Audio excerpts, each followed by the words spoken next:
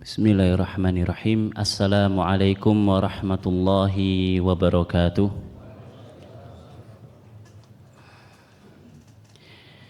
Alhamdulillahi rabbil alamin. Wabihi nasta'inu ala umurid dunya waddin. Ashhadu an la ilaha illallah wahdahu la syarikalah. Wa ashhadu anna Muhammadan abduhu wa rasuluh. Sallallahu alaihi wa ala alihi wa sahbihi wa man sara ala nahjihi wa tamassaka bisunnatihi ila yaumiddin. Rabbi shrah li sadri wa yassir li amri wahlul 'uqdatam min lisani yafqahu qawli. Allahumma 'allimna bima yanfa'una wanfa'na ma 'allamtana wa zidna ilman ya rabbal alamin. Allahumma a'ti anfusana taqwaha wa zakkiha anta khairu man zakkaha anta waliyuha wa maulaha wa anta ala kulli syai'in qadir. Allahumma a'inna ala dzikrika wa syukrika wa husni ibadatika. Kita panjatkan puji dan puja syukur kita. Kita panjatkan puja dan puji syukur kita kehadirat Allah Azza wa Jalla di pagi yang berbahagia ini, di hari yang ke-29 dari bulan Ramadan ini. Allah izinkan kita untuk berkumpul di salah satu rumah Allah, Masjid Besar Sleman Kota, yang semoga perkumpulan ini diridhoi oleh Allah Subhanahu wa taala. Yang semoga perkumpulan ini betul-betul kita niatkan untuk mengharapkan pahala dari sisi Allah Subhanahu wa ta'ala, sehingga kita pulang ke tempat tinggal kita nanti dalam keadaan diberikan keutamaan-keutamaan oleh Allah Subhanahu wa ta'ala, diberikan ampunan oleh Allah Subhanahu wa ta'ala, diberikan ilmu yang bermanfaat oleh Allah Subhanahu wa ta'ala. Salawat dan salam semoga senantiasa tercurahkan kepada baginda kita, uswah hasanah kita, Nabi Agung Muhammad sallallahu alaihi wasallam, kepada keluarga beliau, para sahabatnya, serta segenap umat yang senantiasa setia mengikuti jalan hidup beliau dengan baik dan benar. Bapak Ibu dan hadirin rahimani wa rahimakumullah, tema kita pagi ini adalah andai ini Ramadan terakhirku. Andai ini adalah Ramadan terakhirku.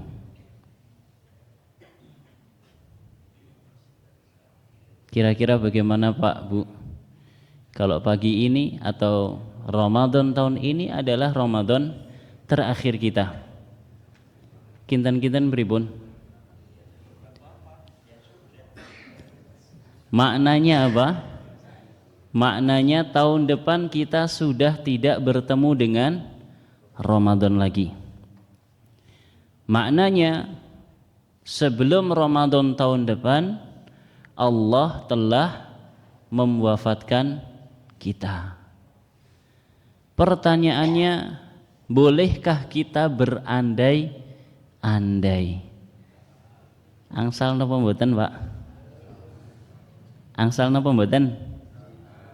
Berandai-andai itu boleh atau tidak? Boleh, tidak, tergantung. Mana ini yang benar? Dalam sebuah hadis Nabi SAW mengatakan, al-mu'minul qawi khairun wa ahabbu ilallahi minal mu'min ad-da'if wa fi kullin khair ihris ala ma yanfa'uka wasta'in billah wa la ta'jaz. Seorang mukmin yang kuat itu lebih baik dan lebih dicintai oleh Allah dibandingkan yang lemah. Namun masing-masing memiliki kelebihan. Bersemangatlah untuk mendapatkan perkara-perkara yang bermanfaat untuk dirimu. Dan mohonlah pertolongan dari Allah serta jangan merasa lemah. Kemudian kata Nabi, wa in asabaka syai'un fala taqul law anni fa'altu lakana kadza wa kadza. Walakin qul qaddarallahu wa ma syaa fa'ala. Fa inna law taftahu amala syaitan. Kemudian Nabi mengatakan, jika kalian tertimpa sesuatu, tertimpa niku penak napa mboten penak? Mboten penak. Kalau mendapatkan penak. Tapi kalau tertimpa mboten penak. Jika engkau tertimpa sesuatu, maka janganlah engkau katakan lau anni fa'altu kadza wa kadza. Seandainya saya melakukan ini dan itu. Basa Jawane napa? Jatokno aku mau ora ngono, jatokno aku mau ngene wae. Jatokno niku napa? Upamane aku mau ora ngelakoni A atau B. Ini Nabi SAW melarang. Tetapi katakanlah qaddarallahu wa ma syaa fa'al. Tapi katakanlah qaddarullah. Allah telah mentakdirkannya. Dan apa yang Allah kehendaki, Allah jadikan kenyataan. Berarti boleh atau tidak boleh berandai-andai, Pak? Tidak boleh. Tidak boleh. Namun dalam hadis yang lain Nabi SAW mengatakan innamad dunya li arba'ati nafar.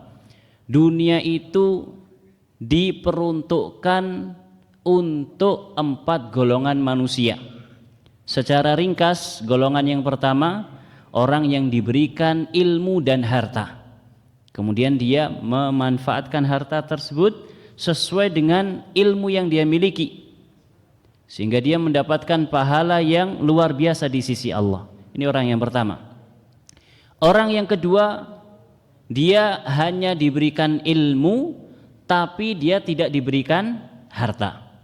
Kemudian dia mengatakan lau anna li malan la amiltu bi amali fulan. Sekiranya atau seandainya saya punya harta, pasti saya akan beramal seperti orang yang pertama. Apa kata Nabi SAW? Fahuwa biniyatihi fa ajruhuma sawa. Orang yang kedua ini dengan niat yang muncul dari dirinya, kemudian menjadi ucapan apa wau? Seandainya. Kata Nabi, pahalanya sama antara orang yang kedua dengan orang yang pertama. Berarti pripun niki? Tadi enggak boleh, sekarang boleh. Maka yang tengah-tengah napa wau? Tergantung. Mengucapkan kalimat seandainya itu tergantung. Tergantung apa? Tergantung dalam perkara yang bagaimana dan sifatnya bagaimana. Kalau perkaranya sudah berlalu, maka tidak boleh. Kalau sudah berlalu itu berarti seperti protes terhadap takdir. Seperti orang yang getun. Nek getun wonten apa wonten teng mriki? Getun wonten ta?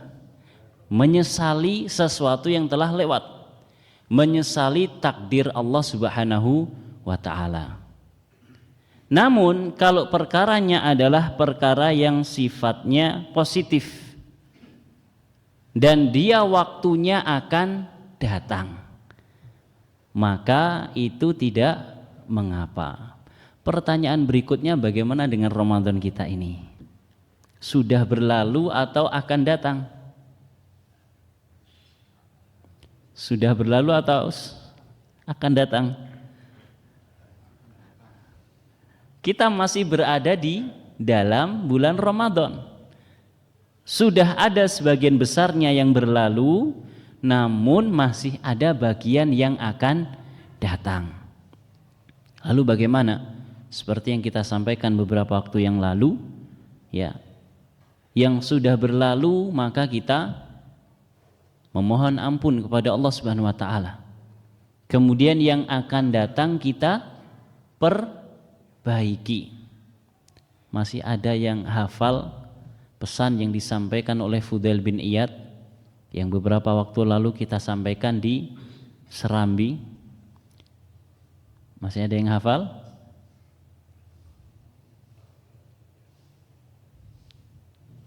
Sudah lupa nggih? Perbaikilah yang masih tersisa. Dengan demikian yang sudah berlalu akan diberikan ampunan oleh Allah Subhanahu wa taala, serta yang akan datang pun juga demikian. Namun kalau yang masih tersisa ini kita sia-siakan, maka yang telah berlalu dan banyak kekurangannya akan dijadikan sebagai hukuman oleh Allah Subhanahu wa taala di akhirat kelak. Demikian pula yang akan datang. Tuhsin fima baqi yughfar laka fima madha wa ma baqi. Fa innaka idza asa'ta fima baqi ukhitta bima madha wa ma baqi. Ini perkataan Fudail bin Iyad. Karena itu Bapak Ibu rahimani wa rahimakumullah, berarti ya kita berandai-andainya ini boleh napa mboten? Tinggal 2 hari dengan hari ini. Seandainya Ramadan ini adalah Ramadan terakhir kita, lalu apa yang akan kita lakukan? Tinggal 2 hari saja. Yang pertama, tentunya kita harus memaksimalkan sebisa mungkin apa saja yang bisa kita upayakan. Sebisa mungkin amal kebajikan yang bisa kita upayakan, kita kerjakan. Dan masih banyak yang bisa kita kerjakan.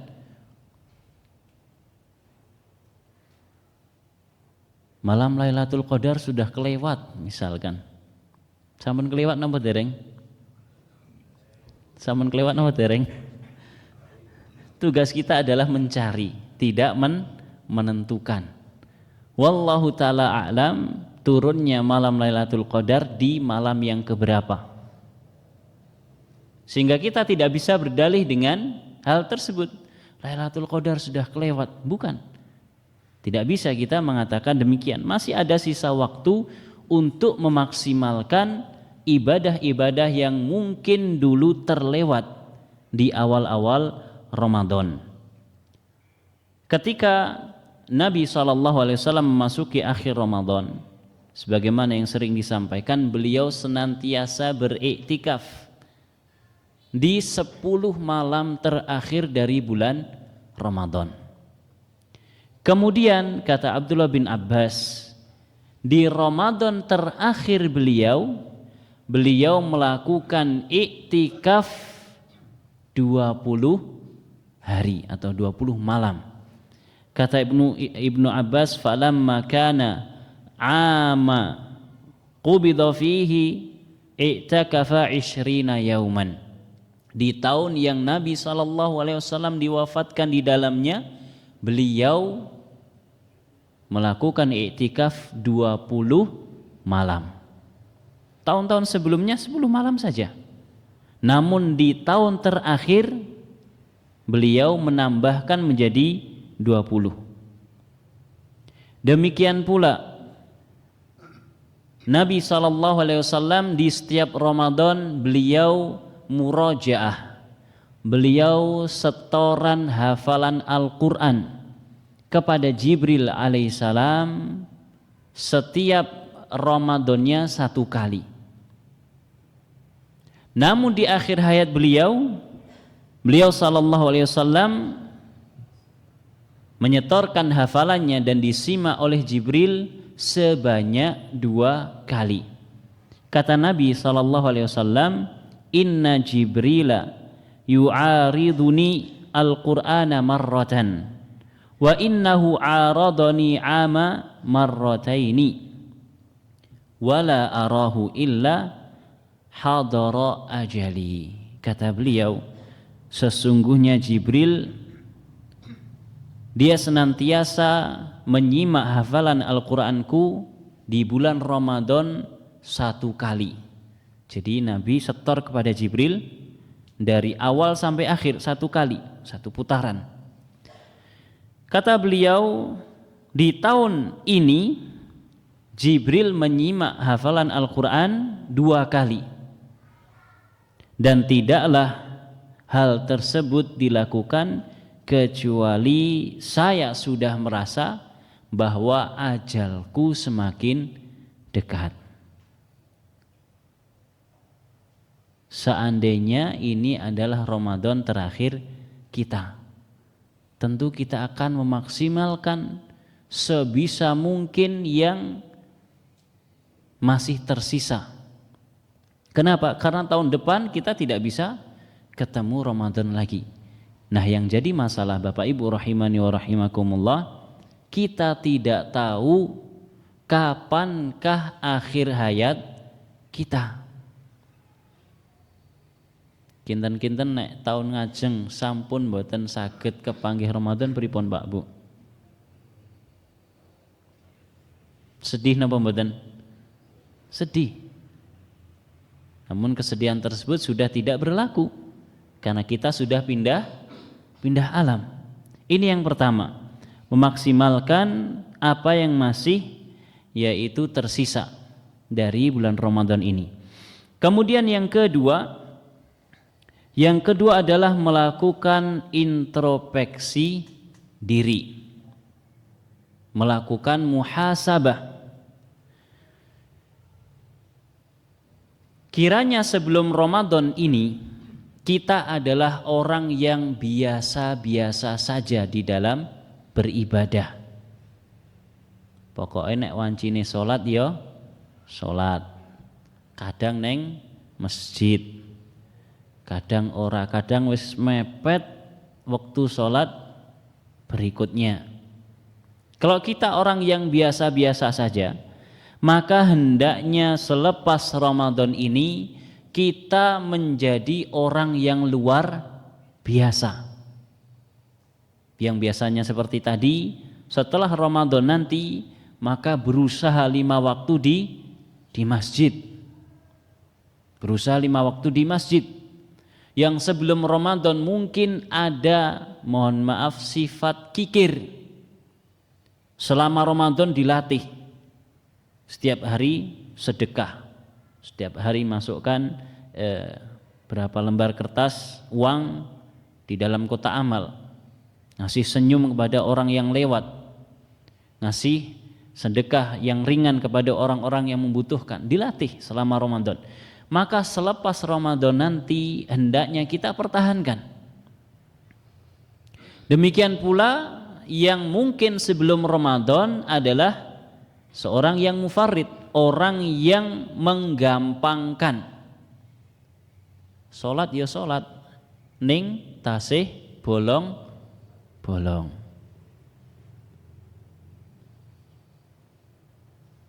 Bolongnya full.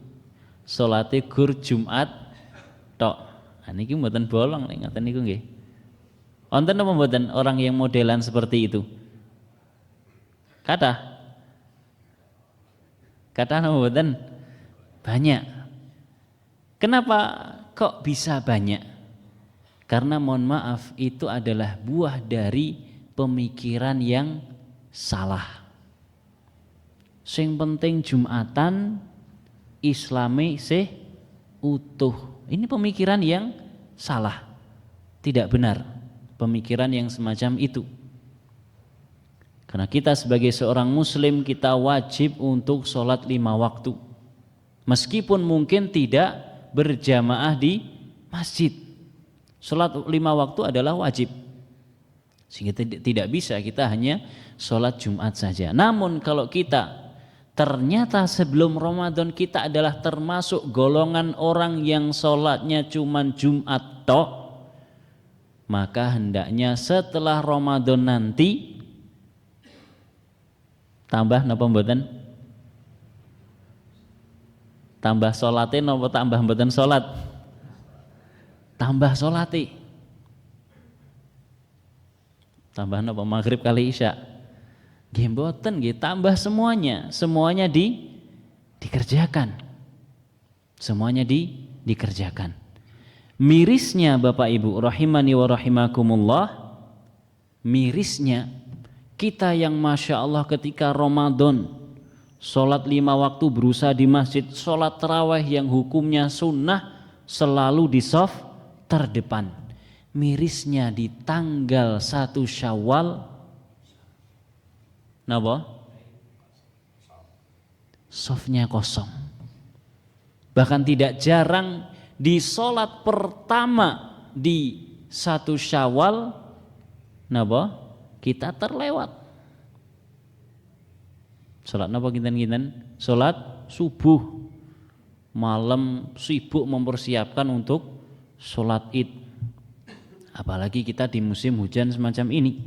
Mau salat di luar atau di masjid, engko kadung digelar di pelataran ternyata hujan. Mau gelar hujan malam enggak terang-terang. Dilema. Akhirnya begadang, akhirnya napa? Salat subuh malah kelewat. Takbiran misalkan takbiran di masjid. Semalam suntuk. Pulang-pulang jam 3:30. Terus tidur. Takbiran hukumnya sunnah, salat subuh hukumnya wajib. Baru hari pertama dan salat pertama. Apalagi nanti zuhurnya, asarnya. Keluarga inti sudah beres, walhamdulillah. Yuk keliling gone Pak D, Bude, Pak Lek, Bule. Akhirnya apa? Waktunya azan, wah nanggung, sik lagi gayeng, kelewat lagi. Maka hendaknya Bapak Ibu rahimani wa rahimakumullah, selama Ramadan ini betul-betul kita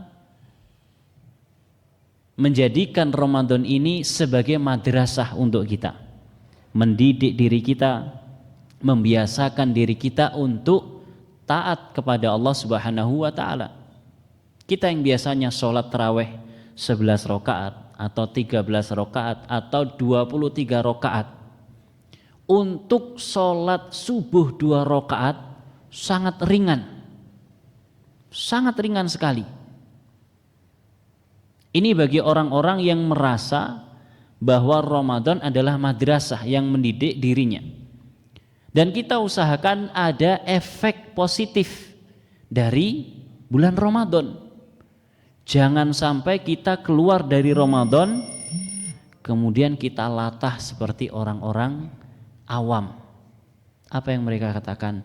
Alhamdulillah, sekarang saya sudah kembali ke mode awal, kembali ke settingan apa? Settingan pabrik. Jangan sampai latah seperti mereka.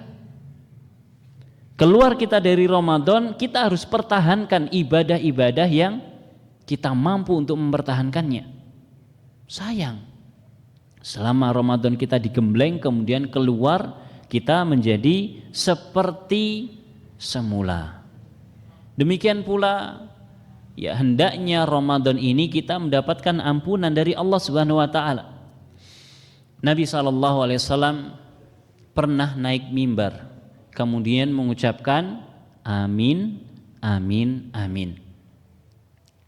Setelah turun dari mimbar ditanya oleh para sahabat, wahai Rasulullah, kami melihat Anda mengucapkan amin 3 kali.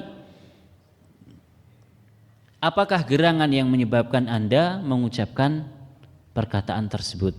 Kata Nabi, sesungguhnya Jibril datang kepadaku. Kemudian dia mengatakan, raghima anfu imri'in adraka abawaihi ahadahuma aw kilahuma indal kibar falam yudkhilhul jannah. Celaka bagi seorang yang dia mendapati kedua orang tuanya masih hidup atau salah satunya, kemudian keberadaan kedua orang tua tersebut tidak menjadikan dia masuk surga. Kemudian Nabi mengatakan, raghima anfu imri'in, celaka bagi seseorang yang dia mendapati bulan Ramadan kemudian keluar dari bulan Ramadan dalam keadaan belum diampuni dosa-dosanya. Ini yang ingin kita sampaikan. Jangan sampai kita keluar dari bulan Ramadan kemudian kita kembali ke settingan awal. Yang mana hal ini menunjukkan bahwa tidak ada keseriusan yang muncul dari dalam hati kita ketika menjalankan ibadah-ibadah di bulan Ramadan. Kemudian yang ketiga, seandainya ini adalah Ramadan terakhir kita. Dan yang ketiga ini adalah lanjutan dari yang kedua. Maka kita harus memasang niat yang kuat dalam hati kita bahwasanya kita ini tidak menjadi hamba Allah hanya di bulan Ramadan saja. Ada seorang pendahulu kita ditanya tentang keutamaan bulan Sya'ban dan Rajab. Manakah yang lebih utama antara Sya'ban dan Rajab? Maka seorang alim yang ditanya dia memberikan jawaban dengan jawaban yang menyimpang dari pertanyaan tersebut. Kenapa? Karena si alim ini dia sudah tahu. Maksud dari si penanya adalah ingin membanding-bandingkan masing-masing bulan Islam. Kata si alim tersebut, janganlah kalian menjadi hamba Allah di bulan Ramadan saja. La takun ramadhaniyan. Janganlah jadi seorang hamba hanya di bulan Ramadan saja. Walakin kunu rabbaniyan. Akan tetapi jadilah hamba Allah sejati. Seorang hamba Allah yang rabbani. Meskipun keluar dari Ramadan, dia tetap berusaha untuk beribadah terus dan terus kepada Allah Subhanahu wa taala. Bapak Ibu dan hadirin rahimani wa rahimakumullah, tugas kita sebagai seorang hamba adalah beribadah kepada Allah. Sampai kapan? Sampai kapan? Sampai Allah mewafatkan kita. Allah mengatakan wa'bud rabbaka hatta ya'tiyakal yaqin, dan beribadalah kepada Rabbmu sampai datang kepadamu keyakinan. Apa yang dimaksudkan keyakinan dalam ayat ini? Maksudnya adalah kematian. Bukan sebagaimana yang difahami oleh sebagian orang. Ibadalah kepada Allah sampai yakin. Terus lek wis yakin berarti wis ora wajib ibadah. Lah kok penak men? Lah terus ayat wa ma khalaqtul jinna wal insa illa liya'budun dikemanakan? Sehingga sebagian orang yang memiliki pemahaman yang tidak benar, mereka kalau sudah yakin mantep bahkan sampai derajat bisa bersatu dengan Allah Subhanahu wa taala, dia meninggalkan ibadah. Sudah sampai derajat wali misalkan. Ya nek guru wali mohon kula nggih wali. Wali murid. Nggih. Allahul musta'an.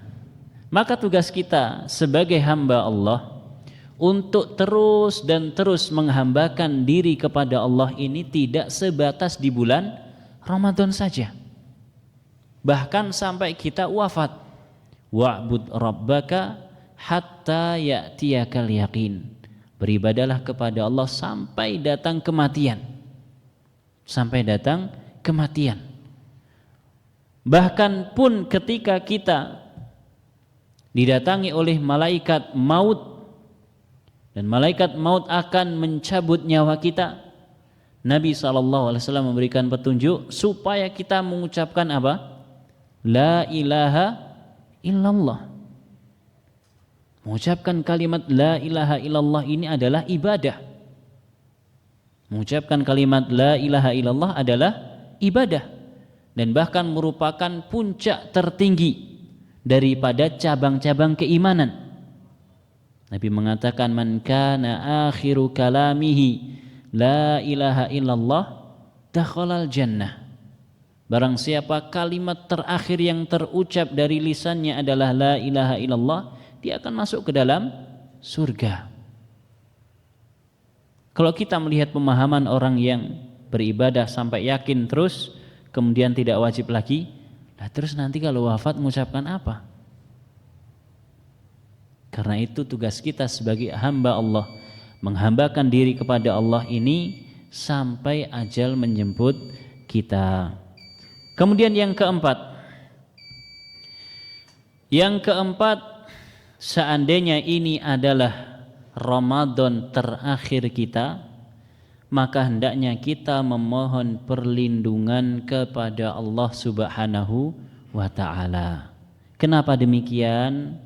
Karena godaan selepas Ramadan akan muncul lagi.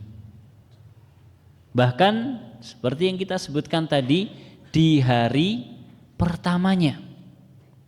Bahkan di hari pertamanya, masih di tanggal 1 Syawal, godaan-godaan yang selama Ramadan kita bisa menepisnya, itu akan muncul lagi. Maka tugas kita adalah memohon perlindungan kepada Allah Subhanahu wa ta'ala.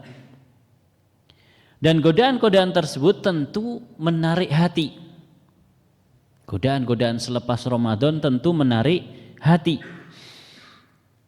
Semuanya tidak terlepas dari faktor yang ada. Yang pertama adalah faktor internal. Faktor internal. Maksudnya bagaimana? Maksudnya adalah diri kita sendiri. Jiwa kita sendiri. Jiwa kita ini Bapak Ibu dekat dengan hawa nafsu. Jiwa kita ini sangat mudah untuk dipengaruhi oleh hawa nafsu kita. Innan nafsa la ammaratun bisu. Sedangkan hawa nafsu itu senantiasa mengajak untuk melakukan keburukan. Ini faktor internalnya. Maka kita yang masuk ke dalam bulan Ramadan, hendaknya kita berusaha untuk mujahadatu an-nafsi. Berusaha untuk menundukkan hawa nafsu kita. Jiwa kita ini harus kita tundukkan supaya tidak lebih condong kepada hawa nafsu. Ini faktor internalnya. Bagaimana dengan faktor eksternalnya? Kita sudah sering mendengar hadis tentang dibelenggunya setan selama bulan Ramadan. Ketika Ramadan berlalu, logika kita, setan akan dilepaskan kembali. Sehingga faktor eksternal berupa godaan-godaan setan akan muncul kembali. Dan mungkin boleh jadi godaan tersebut lebih mengerikan dibandingkan sebelum Ramadan. Apa kira-kira sebabnya? Minimal ada 2 sebab. Sebab yang pertama, sebelum Ramadan kita bersiap untuk menyambut Ramadan. Kita memperbaiki diri, bertaubat dan seterusnya. Sebab yang kedua, kita merasa ujub. Napa niku ujub? Bangga diri. Rumangsa wis digembleng sesasi kemudian sudah suci. Ora apa-apa lah sedidik-sedidik. Ngicipi lagi. Nah, ini ujub. Merasa bangga dengan dirinya sendiri. Maka solusinya adalah memohon perlindungan dari Allah Subhanahu wa taala. Bapak Ibu dan hadirin rahimani wa rahimakumullah, sejatinya godaan setan itu lemah. Sejatinya godaan setan itu lemah. Dan setan itu sendiri pun juga lemah. Jenengan persani di dalam surat An-Nas kalau tidak salah nggih. Surat An-Nas napa surat Al-Falaq? Alladzi yuwaswisu fi sudurin nas. Atau ayat sebelumnya napa? Qul a'udzu birabbin nas, malikin nas, ilahin nas, min syarril waswasil khannas. Khannas itu Bapak Ibu, setan itu kalau goda, ganggu kemudian ngumpet. Ganggu, ngumpet lagi. Godaan setan itu lemah. Dan setannya juga lemah. Sebaliknya kita sendiri ini juga adalah makhluk yang lemah. Setan yang lemah, Allah mengatakan inna kaida syaitani kana dha'ifa. Sesungguhnya godaan setan atau tipu daya setan itu lemah. Adapun kita juga lemah. Allah mengatakan wa khuliqal insanu dha'ifa. Manusia itu diciptakan dalam keadaan lemah. Pertanyaannya, kalau lemah ketemu lemah, kira-kira yang menang yang mana? Kita lemah, setan juga lemah. Ketemu, yang menang yang mana? Yang menang adalah yang ditolong oleh Sang Maha Kuat, Sang Maha Perkasa. Sinten? Allah Subhanahu wa taala. Sehingga keluar dari Ramadan ini kita harus banyak-banyak memohon perlindungan, memohon pertolongan dari Allah Subhanahu wa taala. Minimal Bapak Ibu, minimal satu doa perlindungan yang diajarkan oleh Nabi SAW kepada Mu'adz bin Jabal. Ada yang tahu doanya? Kata Nabi SAW, ya Mu'adz, inni la uhibbuka. Wahai Mu'adz, demi Allah saya sangat mencintaimu. Padahal Mu'adz ini beberapa kali ditegur oleh Nabi SAW. Dan Mu'adz ini usianya masih belia. Karena diriwayatkan ketika wafat kalau tidak salah usianya 35 atau 38 tahun. Namun dia memiliki kedudukan yang istimewa di sisi Nabi SAW. Buktinya Nabi mengucapkan kalimat cinta kepada Mu'adz. Ya Mu'adz, inni la uhibbuka. Wahai Mu'adz, ini dalam bahasa Arab itu artinya sungguh teman-teman. La uhibbuka ada lamnya. Teman-teman aku tresno kowe banget. Kurang lebih artinya seperti itu. Kata Nabi SAW, fala tada'anna dubura kulli salatin taqulu, jangan sekali-kali engkau tinggalkan di penghujung salat engkau mengucapkan Allahumma a'inni ala zikrika wa syukrika wa husni ibadatika. Sampun hafal sedanten nggih?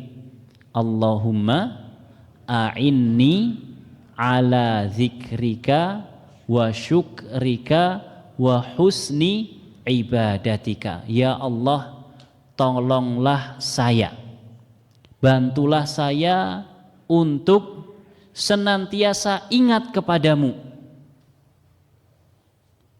Penting napa mboten Pak? Selalu ingat kepada Allah. Penting. Wa syukrika, senantiasa bersyukur kepadamu. Penting napa mboten syukur? Penting. Tiang nek mboten bersyukur niku wonten ing grundel tok. wa husni ibadatika, dan tolong bantulah saya ya Allah untuk bisa beribadah dengan sebaik-baiknya kepadamu. Minimal kita mengucapkan doa ini. Kapan doa ini diucapkan? Ada dua versi menurut para ulama. Yang pertama sebelum salam, karena Nabi mengatakan fala tada'anna dubura kulli salat. Dubur niku tempatnya di mana? Di belakang. Tapi dubur niku tasih nempel napa mboten? Masih. Sebagian para ulama mengatakan berarti doa ini dibaca sebelum salam. Meskipun di ujung belakang tapi dia masih nempel. Sebagian yang lain membacanya setelah salam. Dan kita bisa memilih. Namun kalau saya sembari menunggu salamnya imam, kita disunahkan untuk berdoa. Mengamalkan hadis tersebut, mengamalkan doa tersebut, saya baca sebelum salam. Wallahu ta'ala a'lamu bishawab. Ini yang mungkin bisa disampaikan, mudah-mudahan bermanfaat. Wallahu ta'ala a'lam. Mohon maaf kiranya ada kesalahan dan kekurangan. Usini wa iyyakum bitaqwallah. Kita tutup dengan membaca doa kafaratul majlis. Subhanakallahumma wa bihamdika asyhadu an la ilaha illa anta astaghfiruka wa atubu ilaik. Wa sallallahu ala nabiyyina Muhammad wa ala alihi wa sahbihi wa sallama tasliman katsira. Wassalamu alaikum warahmatullahi wabarakatuh.